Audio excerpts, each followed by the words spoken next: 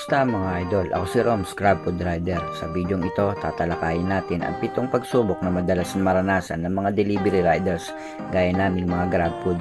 Narito ang ilan sa mga ito. Pero bago natin umpisahan, mag-intro muna tayo.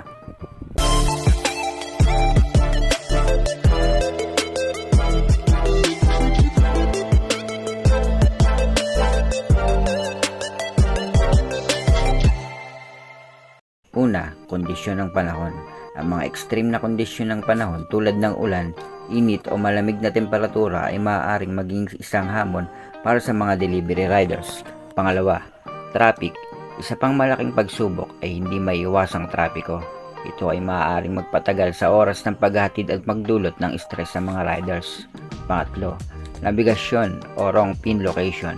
Ang hindi pagkakakilala sa mga ruta o lokasyon ng paghahatid ay maaaring maging isang problema. Madalas na mangyari ito kung hindi wasto o tama ang pagsasaayos ng customer sa kanilang pin location. Kaya bago mag-book, kailangan siguraduhin na tama ang lokasyon ng customer nang sa ganon maiwasan ang delay sa delivery. Pang-apat, kaligtasan.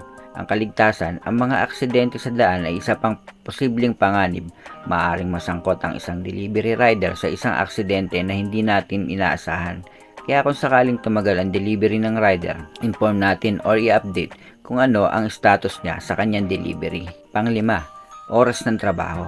Ang mahabang oras ng trabaho at ang pressure ng paghahatid sa tamang oras ay maaaring maging sanhi ng pagkapagod at stress. Ang isang GrabFood delivery rider ay kumukonsumo ng higit sa 13 oras sa kalsada sa bawat araw ng kanyang pagbiyahe.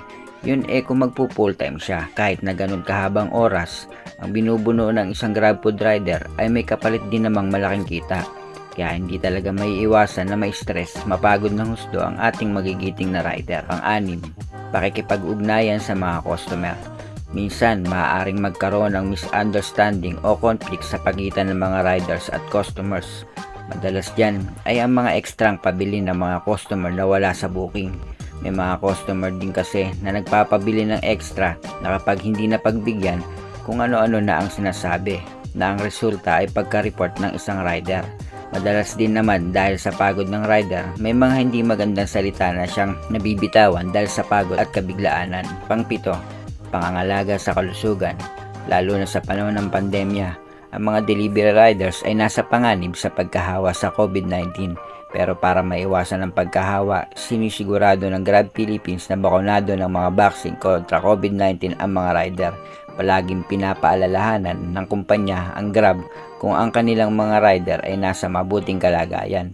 Nung nakaraan bago bumiyahe ng isang rider, may pinipilapan ang mga rider sa kanilang apps na naglalayong masigurado na wala itong sintomas sa sakit na COVID-19. At yan ang 7 sa mga pagsubok na nararanasan ng isang GrabFood delivery. Kung may iba ka pang naisip na mga pagsubok na maaaring kinakaharap ng mga delivery riders, i-comment lang sa comment section para pag-usapan natin sa susunod na video. Salamat sa panonood. Ingatan kayong palagi ng Panginoon at salamat din sa Diyos.